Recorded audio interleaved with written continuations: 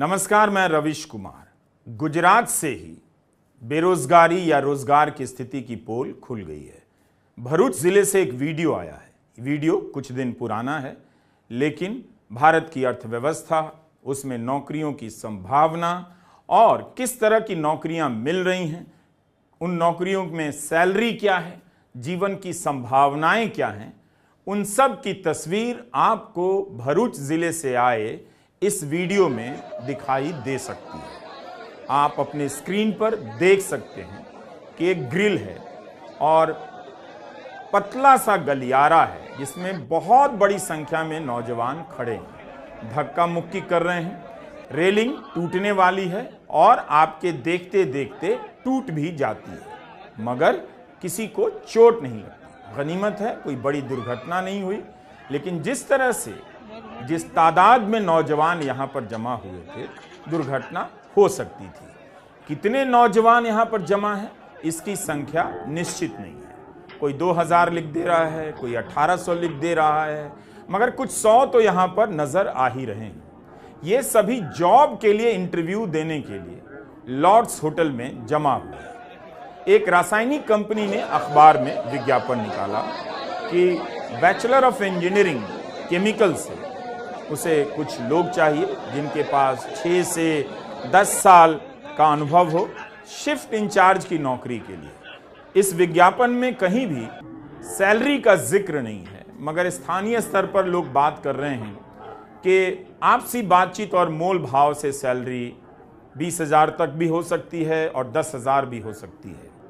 बहुत हैरानी की बात है कि 3 साल से लेकर 10 साल तक अनुभव है और आपको महीने की सैलरी 10,000 रुपये से लेकर कोई 20-25 हज़ार रुपये तक की ऑफर की जा रही है। ये स्थिति है देश में नौकरी की। ये स्थिति है उस गुजरात मॉडल की जिसके बारे में 2014 में खूब बातें होती थी, मगर अब आपने गौर किया होगा कि अब बात नहीं होती है। अब वो सपने नहीं दिखाई जाते, क्योंकि गुजरात को भी उस वक्त मालूम था कि ऐसा कोई मॉडल है नहीं। ये जो तस्वीर आपके स्क्रीन पर गुजरात के नौजवानों की दिख रही है, केवल गुजरात की नहीं है, पूरे भारत की है, भारत के हर राज्य की है। मगर गुजरात की तस्वीर गुजरात के उन दावों को की पोल खोलती है। जब कहा जा रहा था कि वहां कोई मॉडल है जिस मॉडल के आधार पर देश में विकास होना चाहिए, तो उस मॉडल की तस्वीर आपके स्क्रीन पर है कि 40-42 पदों के लिए विज्ञापन निकला है और इतनी बड़ी संख्या में नौजवान यहां पर जमा हुए और अपनी जिंदगी दांव पर लगा रहे हैं। कितनी धक्का मुक्की है यहां पर अंकलेश्वर में।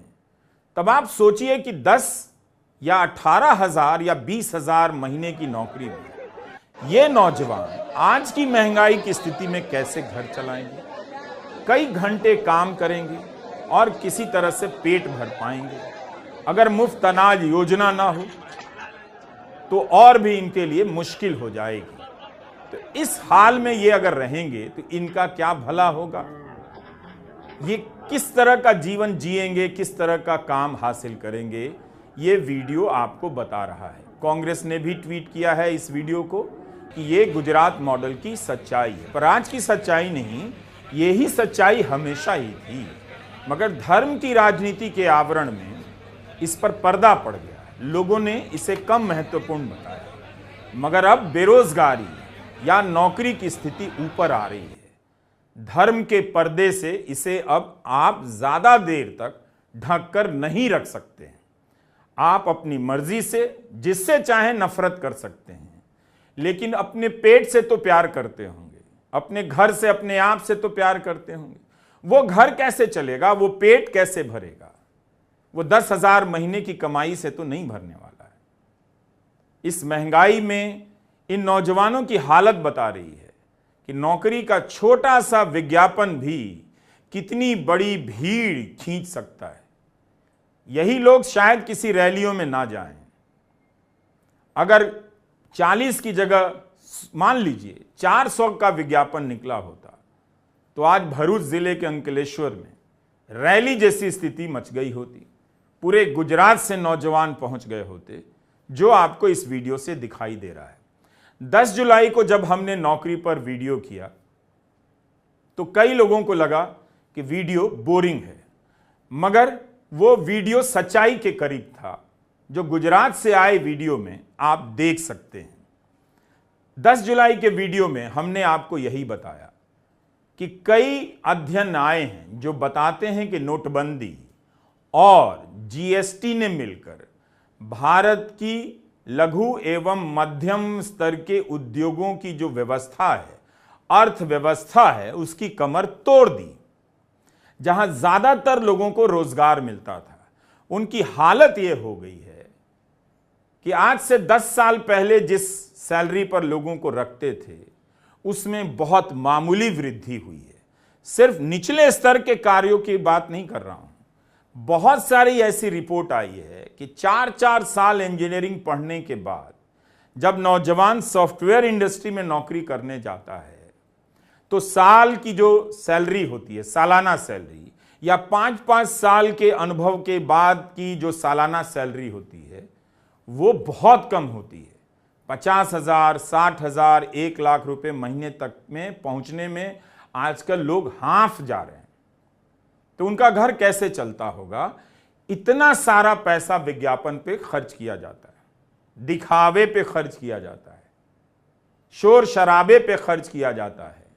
G20 में कितना पैसा खर्च किया गया, उसका क्या रिजल्ट निकला? अखबारों में संपादकीय लिखे गए, इसके अलावा कोई रिजल्ट बताता नहीं है। 20,000 करोड़ रुपए का सेंट्रल विस्ता प्रोजेक्ट है, आप जाकर देखिए। क्या इस गरीब देश में इसकी इतनी आवश्यकता थी कि कोविड के समय ही इसे खर्च किया जाना था?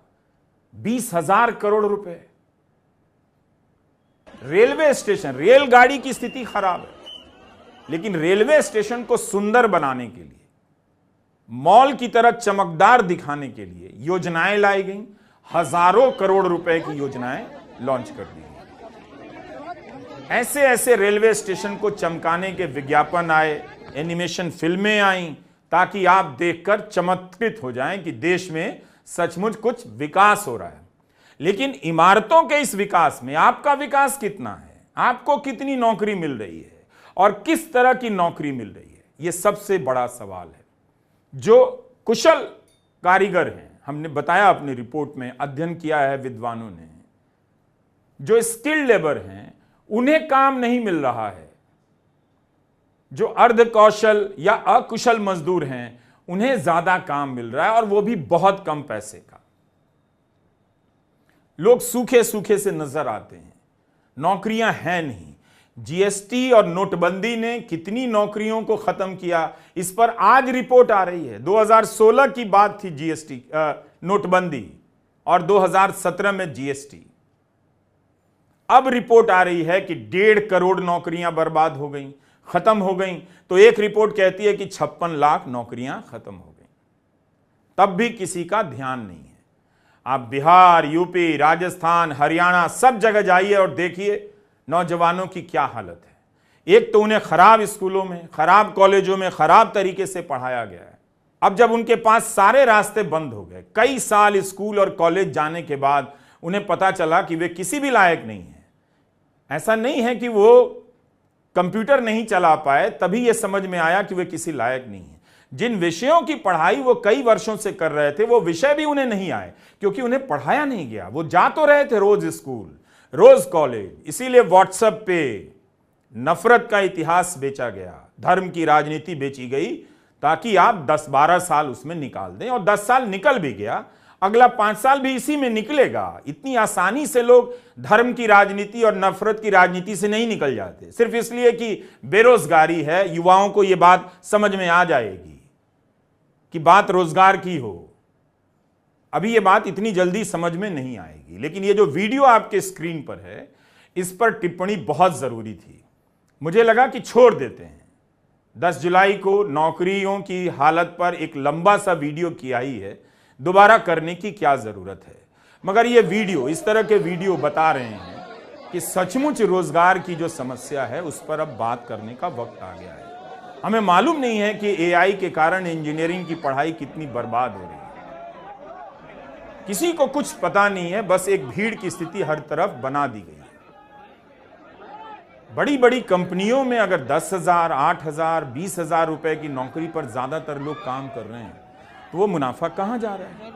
क्या वो मुनाफा उद्योगपतियों की शादी में खर्च हो रहा है? इस पर भी आप सोचिए। इस देश में जहां 10,000 रुपए की नौकरी के लिए इस देश का नौजवान इस कतार में खड़ा है और उस देश में शादियों पर इस तरह से पैसा खर्च हो रहा है। कुछ साल पहले मनमोहन सिंह ने कहा था कि उद्योगपतियों को इस तरह से पैसा खर्च करने पर शादियों में थोड़ा संयम बरतना चाहिए। अब तो कोई ऐसी बात कहता भी नहीं है। लेकिन नौकरियों की स्थिति में हम कहां आ गए? 10 साल बाद केवल अखबारों में यही हेडलाइन छपती है, मोटी मोटी हेडलाइन छपती है कि हम 5वीं बड़ी अर्थव्यवस्था बन गए हैं, 3री बड़ी अर्थव्यवस्था बनाकर रहेंगे, और सारे सांसद ताली बजा देते हैं। लेकिन 5वीं बड़ी अर्थव्यवस्था अगर है तो इसी की तो हालत देख लीजिए कि अभी किस हालत में है। नौकरियों की क्या हालत, किस तरह की नौकरियां मिल रही हैं, ये तो एक पहलू है। और किस तरह से परीक्षाएं आयोजित की जा रही हैं जिसमें चोरी, धांधली, पैरवी, इस आधार पर इस देश में जुगाड़ से काम मिलता है। यूनिवर्सिटी में पैरवियों से लोग भरे जा रहे हैं, पैरवी से। और ये भरूच के वीडियो को सिर्फ रूटीन का वीडियो मत समझिए। ये वीडियो बार बार इस तरह के छोटे छोटे वीडियो सामने आए हैं। आपने देखा भी है कि 10,000 पुलिस भर्ती के लिए, 60,000 पद के लिए 50 लाख नौजवान उत्तर प्रदेश में फॉर्म भर देते हैं, पेपर लीक हो जाता है, परीक्षा कब होगी पता नहीं चलता है। अब तो चुनाव खत्म हो गया, उसके डेट आ जाने चाहिए थे, उसका कुछ भी पता नहीं। तो भरूच जिले का यह जो वीडियो है हम सब के लिए है सोचने के लिए। ये चेतावनी है कि सारा काम छोड़कर स्कूल, अस्पताल और नौकरी पर बात कीजिए। वो कैसे पैदा होगी, वो क्यों नहीं पैदा हो रही है, इसकी बात कीजिए। ये हेडलाइन मत देखिए कि 2 लाख करोड़ रुपए इंफ्रास्ट्रक्चर प्रोजेक्ट पर खर्च होने वाले हैं। वो हेडलाइन खोजिए कि 2 लाख करोड़ रुपया खर्च हो रहा है तो कितनी नौकरियां मिल रही हैं, उन नौकरियों की प्रकृति क्या है, क्या उसमें प्रोविडेंट फंड है, ग्रेच्युटी है, अच्छी सैलरी है कि लोग सम्मानित जीवन जी सकते हैं। इस सैलरी में तो कोई भी सम्मानित जीवन नहीं जी सकता है। और चले हैं देश के नाम पर गर्व करने, अपना तो ठिकाना नहीं। तो इसीलिए अब छोड़ दीजिए, 10 साल बहुत समय दिया धर्म की राजनीति को। अब जरा अपनी आर्थिक स्थिति पर बात कीजिए, वरना हर दूसरा आदमी इस देश में या तो मुफ्त अनाज की लाइन में होगा या फिर इसी तरह किसी होटल में 10 या 15 पदों के जॉब के लिए, नौकरियों के लिए इंटरव्यू देने के लिए धक्का मुक्की कर रहा होगा, एक दूसरे पर चढ़ाई कर रहा होगा, अपनी जिंदगी दांव पर लगा रहा होगा। हम और आप इस तरह की स्थिति में पहुंच जाएंगे। सिर्फ 1% लोग ऐसे हैं जो अच्छी कमाई करते हैं इस देश में, सिर्फ 1%। 50% नीचे की आबादी 6,000 रुपए भी नहीं कमाती है। ये इस देश की सच्चाई है। हम आपको यह भी बताना चाहते हैं कि पिछले दिनों ट्विटर पर लोग एक पिरामिड चार्ट साझा कर रहे हैं। इस चार्ट में आप देखिए तो भारत की 50% आबादी जो नीचे है उसकी महीने की कमाई 6,000 रुपए भी नहीं है, और उसके ऊपर जो मिडिल क्लास है 40% जो है उसकी जो महीने की कमाई है वो 15,000 रुपए भी नहीं है। तो करीब करीब इस देश में 90% आबादी ऐसी है जो 5,000 रुपए महीने कमा रही है या 15,000 रुपए महीने कमा रही है। क्या ये सच है? कई बार यकीन नहीं होता, लेकिन भरूच जिले से आई इस तस्वीर को देखकर डर लग जाता है कि इतना बड़ा देश, इतनी संभावनाओं का देश, इस महंगाई में इतने कम पैसे से कैसे काम चला रहा है। आप हेडलाइन छाप लीजिए अपनी मर्जी से, कौन आता है चेक करने के लिए। आप छाप लीजिए कि हम दुनिया की सबसे बड़ी अर्थव्यवस्था है, छाप लीजिए, कोई रोका तो नहीं है। उससे आपकी स्थिति कितनी बदल रही है, आपकी आमदनी कितनी बढ़ रही है, यह भी तो देख लीजिए। या हेडलाइन से ही आपको पेट भरना है? तो यह आपको तय करना है। इस वीडियो को, गुजरात से आए भरूच जिले के इस वीडियो को आप ठीक से देखिए, बार बार देखिए, घरों में बात कीजिए, दोस्तों से बात कीजिए कि करना क्या है इस देश का और इस देश में क्या करना है। लोग रूस चले जा रहे हैं, वहां नागरिकता मिल रही है, मरने के बाद कंपनसेशन यहां से ज्यादा अच्छा मिलता है तो रूस चले जाते हैं। भारत के प्रधानमंत्री यहां आते हैं, कहते हैं कि हम तीसरे नंबर की अर्थव्यवस्था बनने वाले हैं, हर चीज में भारत से राय मांगी जा रही है। रूस जाके कहते हैं हमारे जो लड़के आ गए हैं आपके यहां, जो आपकी सेना में भर्ती होकर यूक्रेन से लड़ रहे हैं, उनकी जान चली जा रही है, आप प्लीज उनको वापस कर दीजिए। और फिर प्रधानमंत्री कहते हैं देश निराशा में डूबा हुआ था। कब? 2014 में। 2024 में क्या आप होली दिवाली मना रहे हैं जुलाई के महीने में? इतने खुश हैं आप? तो नौजवानों को समझना पड़ेगा। कस्बों गांवों के जो नौजवान जो स्कूल कॉलेजों में जा रहे हैं, जो धर्म की राजनीति पर, आस्था के नाम पर कहीं से बिलबिलाते हुए चले आते हैं, इन सब को समझने की जरूरत है। इस वीडियो को बार बार देखिए, हमारी टिप्पणी आपको समर्पित है।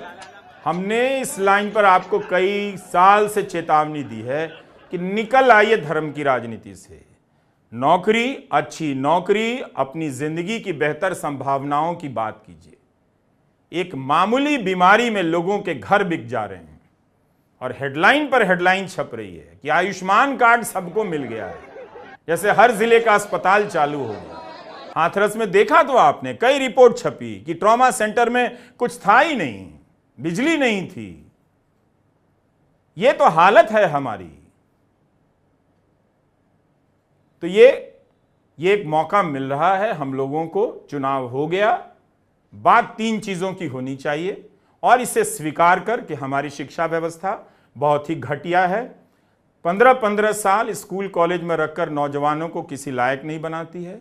अस्पताल बहुत बेकार हो चुके हैं और आपको इन दोनों के बाद जब आप समाज में जाते हैं तैयार होकर, तो आपके लिए नौकरियां नहीं है। तो वो पैसा किसके पास है? जिन चंद उद्योगपतियों के समूह के पास वो पैसा जमा हो रहा है। तो आप पूछेंगे ना ये सवाल कि ये कैसी अर्थव्यवस्था है जिसमें 20 लोगों के लिए पैसा तो खूब उत्पादित हो रहा है, जनरेट हो रहा है, मगर लाखों लोगों के लिए, करोड़ों लोगों के लिए 2 वक्त की रोटी के लिए अच्छी सैलरी नहीं बन पा रही। तो आपको लाइन में लगाया जा रहा है कि मुफ्त अनाज लीजिए और वहां प्रधानमंत्री कह रहे हैं ये बड़ी शानदार योजना है। तो आपको देखना यह है कि भरूच जिले का यह जो वीडियो है आपके भीतर इस तरह के सवाल अगर पैदा करता है तो ठीक, इस तरह के सवाल लंबे समय तक के लिए आपके भीतर उठाता है तो ठीक, वरना इस सोशल मीडिया पर इस तरह के कई वीडियो वायरल होते हैं और आकर चले जाते हैं। कभी अंबानी जी की शादी का वीडियो वायरल होने लगता है, कभी गिरते टूटते भरभराते हुए पहाड़ों का वीडियो वायरल होने लगता है। उस पर भी लोग टिककर बात नहीं करते कि हमने अपने पहाड़ों का क्या हाल कर दिया है। और उसी के बीच में जब भरूच जिले का यह वीडियो आता है तो यह वायरल होने लगता है।